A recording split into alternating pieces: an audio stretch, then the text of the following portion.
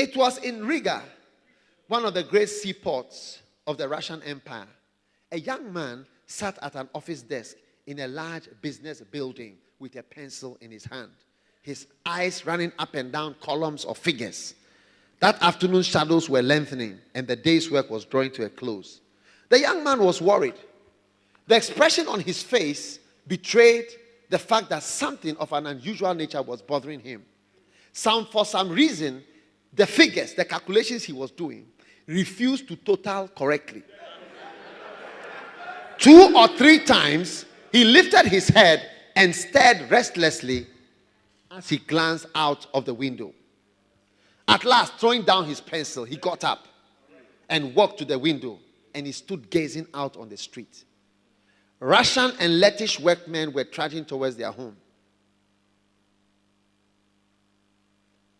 Basil Malof, that was his name, one of the great pastors sent as a missionary to Latvia. Yeah. The young man turned to see who had spoken, but saw no one. His face was a study as he again turned to the window to watch the busy street. Basil Malof! Again he turned quickly but saw nothing. The office staff appeared unconcerned. No one looked up. The more he focused his attention on the passing traffic in the street, it seemed as if a voice were repeatedly saying to him, Basil Malof, listen, if you were not in this office helping to make a rich unconverted manufacturer richer,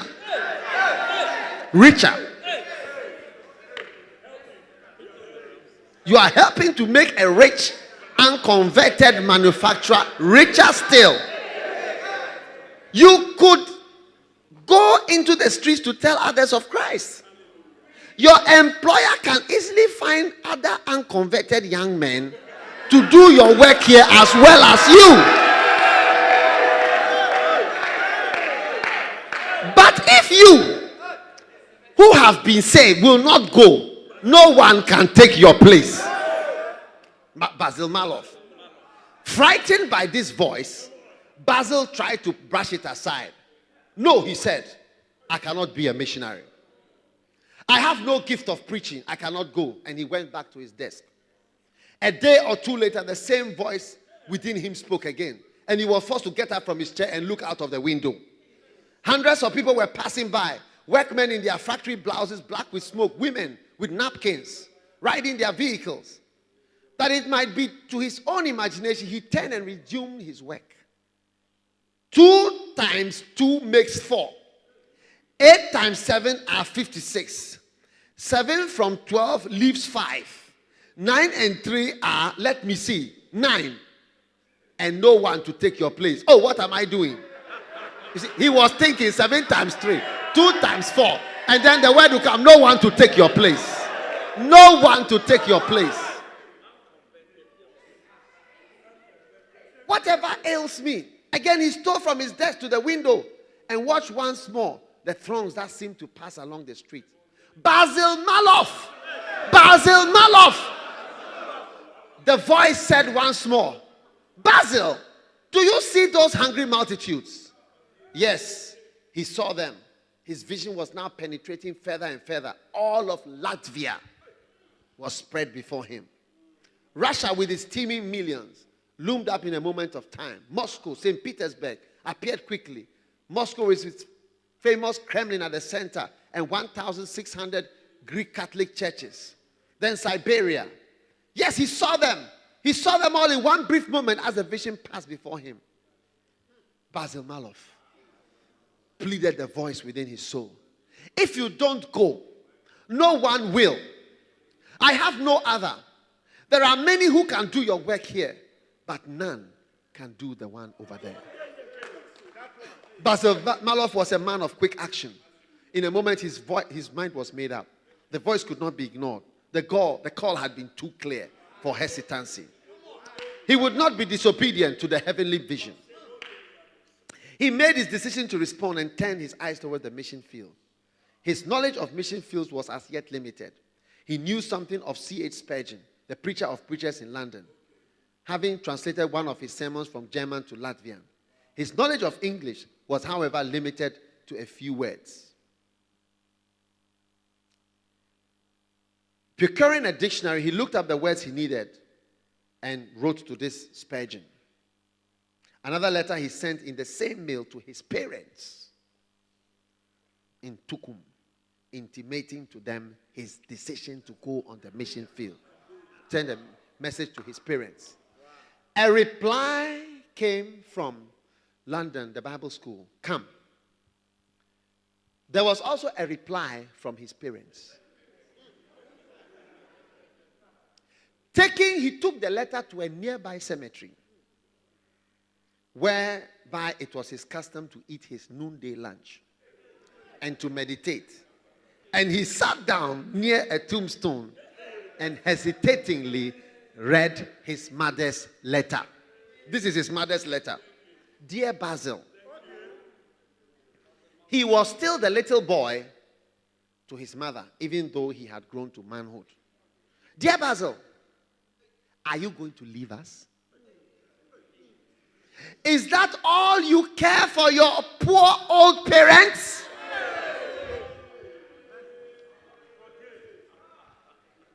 Don't you love us anymore? Please don't leave us. Basil, my boy, don't go away. We need you. Now that we are getting old, what are we going to do without you, Basil? Don't go away. That's the letter read. And as he was slowly making out the words, he noticed on the sheet that there were big spots caused by teardrops that had fallen from his mother's eyes as he wrote.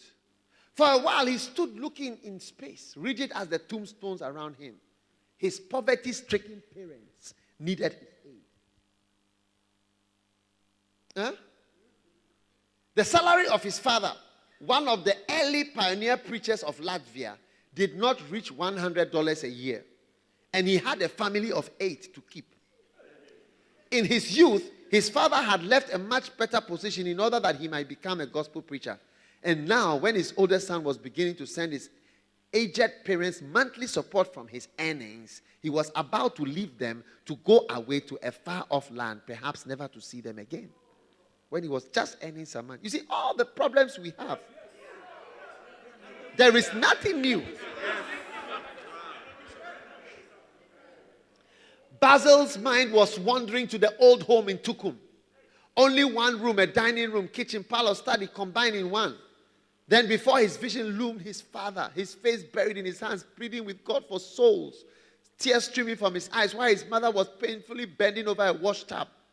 A great lump rose in his throat and his eyes filled with tears.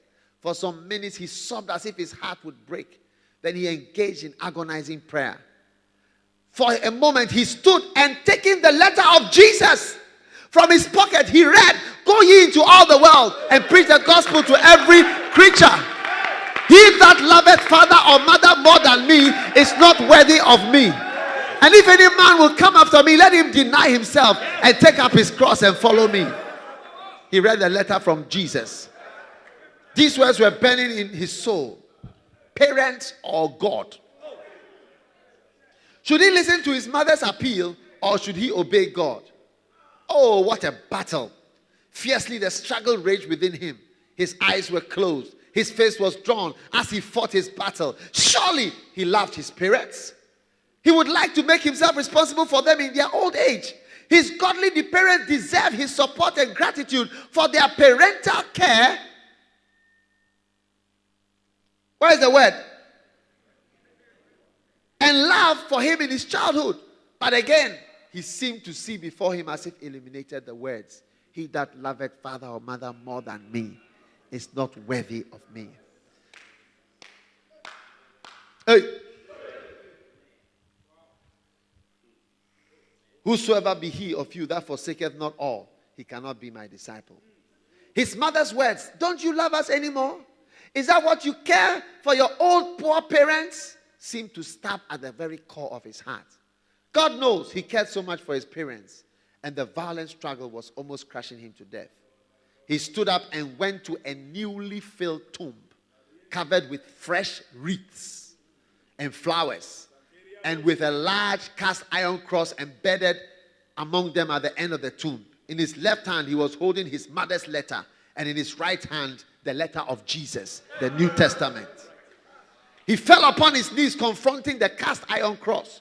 Tears were copiously flowing from his eyes as this young 18-year-old candidate in the making was crying to heaven, Lord, thou knowest how much I love my dear father and mother, and how much I want to stand by them and help them, for they gave me earthly life. But, oh Lord, I love thee more, for thou gavest thy life for me on the cruel cross. Save me from making a wrong choice at this critical moment. Help me to choose and to do thy will, and thy will alone. Finally, the victory was won.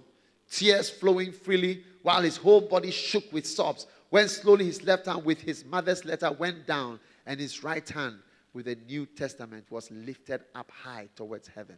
The decision was reached in his heart, and the light of his guiding presence filled his soul. As gently his mourning was changed to comfort, and he began to sing, nearer, my God, to thee, nearer to thee, even though it be a cross that raiseth me. Is there a song like that? You know how to sing it? Yes? Even though it be a cross that raiseth me, shall be nearer, my God, to thee, nearer, my God, to thee, nearer to thee. Oh, cross of Christ, I embrace thee, he cried. This is how Basil Malof was guided, and thus God will guide you if you are willing to be led.